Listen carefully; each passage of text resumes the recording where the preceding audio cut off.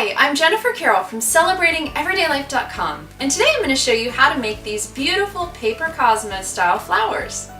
These make such a beautiful bouquet and are a wonderful gift idea for Valentine's Day or Mother's Day, a special birthday, or as a party favor for a bridal luncheon or a high tea or really any gathering.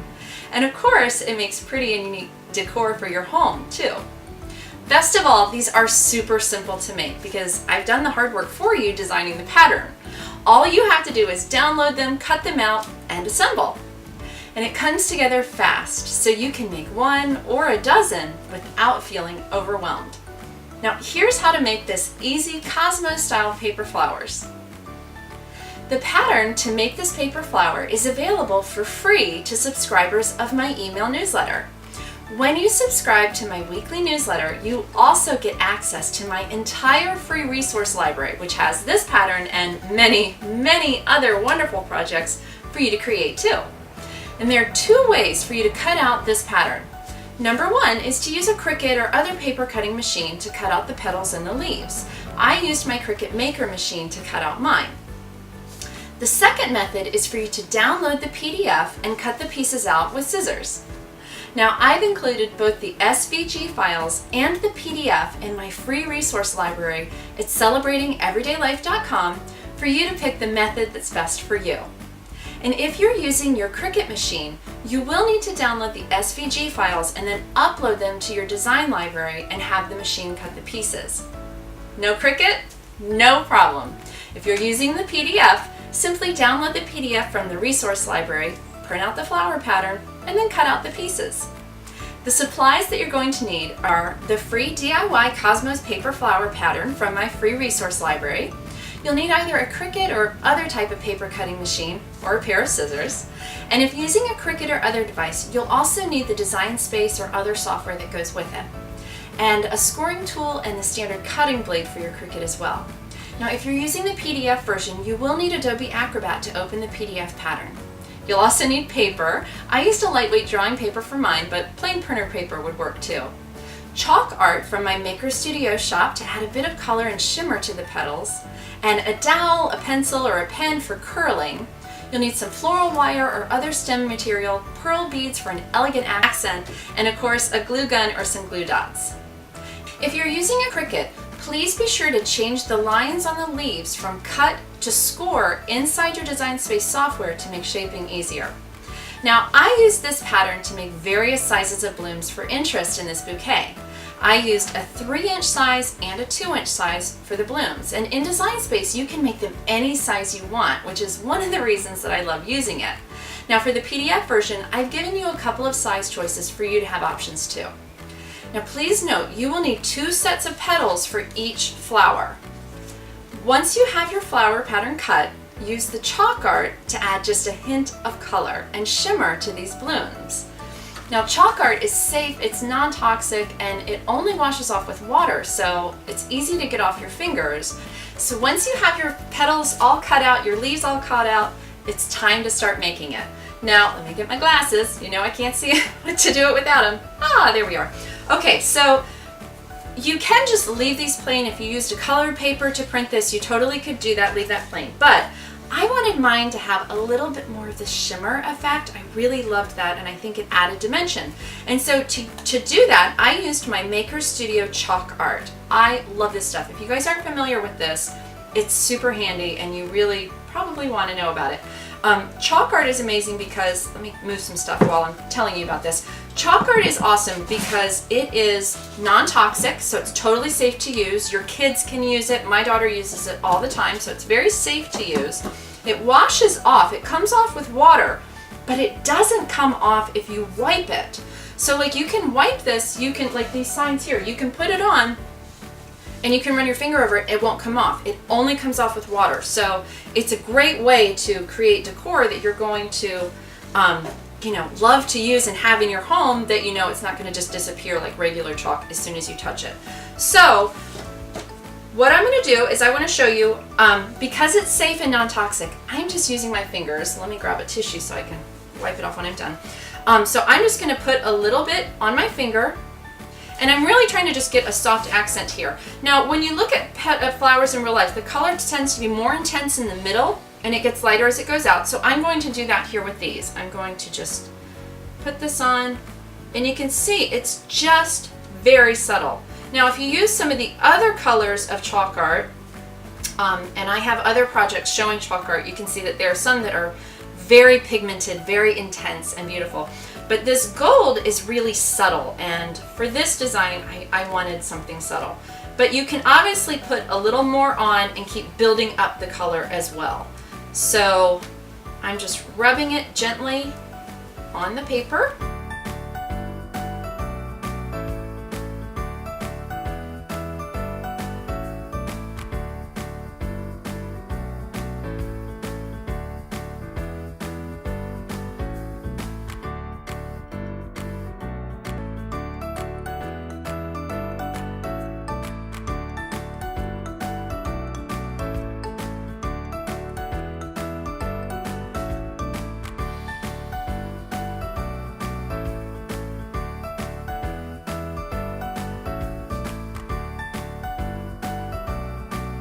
So we're gonna let those dry, and now I'm gonna take the base of my flowers, and I want to curl the paper to give the flowers a little more dimension. When they're just flat, it's not as beautiful as when they're curled.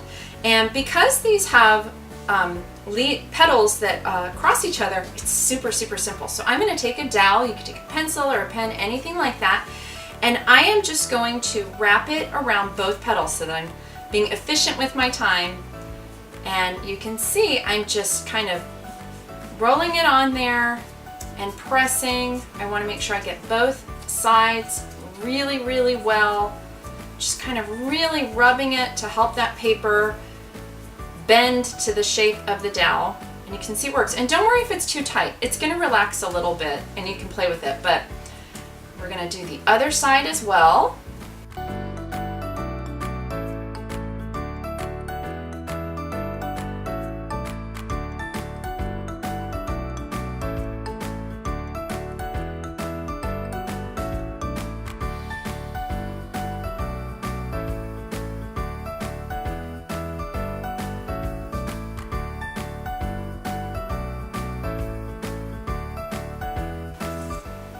There we go.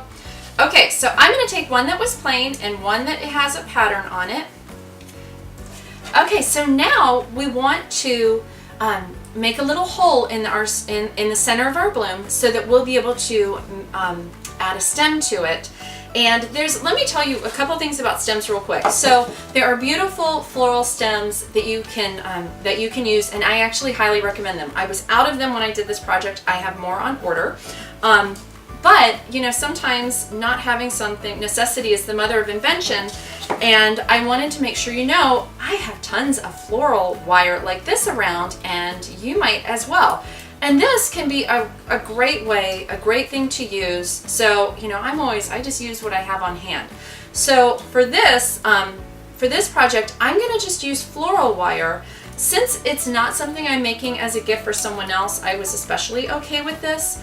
But if it is something that you are giving to someone else and you are going to use floral wire like this, I would recommend that you wrap it with floral tape, and you'll need to glue that tape onto there. You'll want to wrap it around, you know, you go round and round and round very tightly to make the stem look a little more substantial. But for this, since it's just for me, I'm going to just take a piece of wire and I'm going to fold it in half so that it's a little bit more sturdy than that wire would be on its own. And I'm going to just use my wire cutter and cut that so I have a little stem piece that I want. And you can give it a little twist so that it'll, you know, kind of stay together. And then we want to take the end and we're going to take just a pair of little, you know, crafting pliers kind of thing. And we're going to take this end and we're going to just curl it just a little because we want something for our petal to catch against. We don't want it to just shoot off the end of the wire there. So that's why we have that. And then the other tool that you're going to need is a piercer. So for this, we're going to stack the petals together, and then I'm just going to go right to the center point right here, and I'm going to push the piercer through Be careful not to get your fingers. And just make a little hole, and it just, you know, you can move it around a little bit. So now we've got a hole there. And so for this, now we can take our wire and we're just going to thread it through the hole that we just made. And it's going to go straight down. And you can see here where this little hook that we made is going to help because it's going to catch the flower. And don't worry, you're not going to see that. We're going to cover this with a beautiful little pearl bead. It's going to go away. It's going to be great. So we're going to take this, and so now that we have that here, I'm going to just slide this bottom one down just a smidge here, and I'm going to add a piece of glue right to the back of the top one. So add just a little dot of glue and slide this one up, and then just make sure as you're pressing these together that your petals are not over top of each other, that they are staggered, because that is going to make a big difference in how your flower looks. And then, all right, so we've got that, we're pressing that, it's starting to take shape. Look at, I mean, it's already looking adorable, don't you think? Okay, so then we're going to take a little pearl, you can pick a pearl bead, and we're going to add that to finish this center point. Okay, so we're going to add a little dab of glue right on top of that wire, right there. Make sure you have a decent amount to hold your pearl in place, and then lay the pearl on there. Make sure you don't put the whole side up because I don't think you want to see the hole. So just put that on the side and press that down, and ta-da! Isn't that so sweet and adorable? I love it. And get your little glue pieces off. And like I said, you could wrap this with floral tape if you wanted to, but you can see it's ready to go right into our bouquet. And then I've also, in the free pattern, I've given you these leaves, and you do want to make sure you've got the score lines set there because it's going to make it easier for you. If you don't have score lines, it's okay, no problem.